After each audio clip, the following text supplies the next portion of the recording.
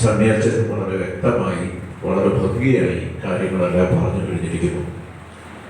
ഒന്ന് രണ്ട് കാര്യങ്ങൾ മാത്രം സന്യാസൻ പറഞ്ഞതിനോട് കൂട്ടിച്ചേർത്ത് പറയാൻ ഞാൻ ആഗ്രഹിക്കാം. സന്യാസൻ പറഞ്ഞു, ഇത് ഒരു ആത്മീയ സമരമാണ് എന്ന് പറഞ്ഞു.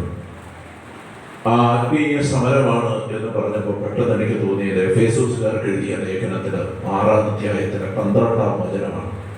ഇതിങ്ങനെ പറയുക, എന്തെന്നാൽ നമ്മൾ മാംസത്തിനും രക്തത്തിനും എതിരായിട്ടല്ല, പ്രഭുത്വങ്ങൾക്കും ആധിപത്യങ്ങൾക്കും ഈ അന്ധകാര ലോകത്തിന്റെ അധിപന്മാർക്കും സ്വർഗീയ ഇടങ്ങളിൽ വർത്തിക്കുന്ന തിന്മയുടെ ദുരാത്മാക്കൾക്കുമെതിരായിട്ടാണ് പടവെട്ടുന്നത്. എവിടത്തെ തിന്മയാണ്?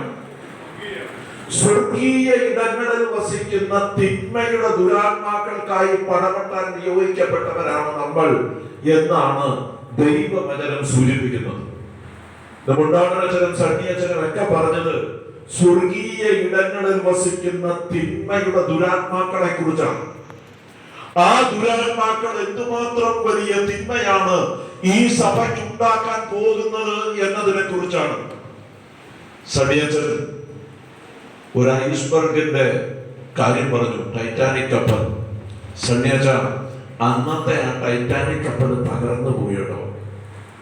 ഇന്നത്തെ ഈ ടൈറ്റാനിക് കപ്പലിനെ നയിക്കുന്നത് നിങ്ങളെ പോലെയുള്ള കപ്പിത്താന്മാരാണെങ്കിൽ ഇന്ന് ഐസ്ബർഗ് തകരും. ആ ഐസ്ബർഗ് തകരാനിരിക്കുകയാണ്. അതിന്റെ അലയറുകൾ, അതിന്റെ മാറ്റൊലികൾ ഇന്ന് സകലയിടത്തും നമ്മൾ കണ്ടു തുടങ്ങിയിരിക്കുന്നു. മറ്റു രൂപതകളിൽ ഉദാഹരണത്തിന് പറഞ്ഞ പോലെ ബിഷപ്പുമാർക്ക് ഇന്ന് റിയൽ എസ്റ്റേറ്റ് കച്ചവടം നടത്താൻ ഭയമായിരിക്കുന്നു. അവർ വല്ലാതെ ഭയപ്പെടുന്നു. ആത്മായ മുന്നേറ്റത്തിന്റെ ഒരു 4-5 നേതാക്കന്മാരെ മൗണ്ട് സെന്റ് തോമസിൽ കയറ്റാൻ അവർക്ക് പേടിയാണ്. ഈ വൈദികരെ ബിഷപ്പ് ഹൗസിനകത്ത് കയറ്റാൻ അവർക്ക് പേടിയാണ്.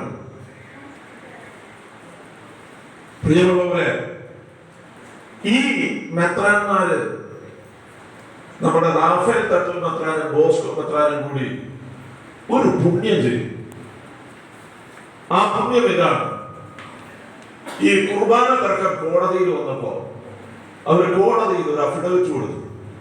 എന്താണെന്നറിയാമോ? കുർബാന വിഷയത്തിൽ കോടതിക്ക് ഇടപെടാം. This court may pass appropriate orders എന്ന് പറഞ്ഞൊരു അഫിഡവിറ്റ് കൊടുത്തു. അപ്പൊ കോടതിക്ക് ഇടപെടാം എന്ന് ആദ്യമായിട്ട് ഇവർ രണ്ടുപേരും ചെന്ന് പറഞ്ഞു. അത് പറഞ്ഞതോടുകൂടി ഇപ്പൊ എന്ത് സംഭവിച്ചെന്നറിയാമോ? അവരിടുന്ന സകല ഉത്തരവുകളും ഇന്ന് ഞങ്ങൾ കോടതിയിൽ ചോദ്യം ചെയ്യുകയാണ്.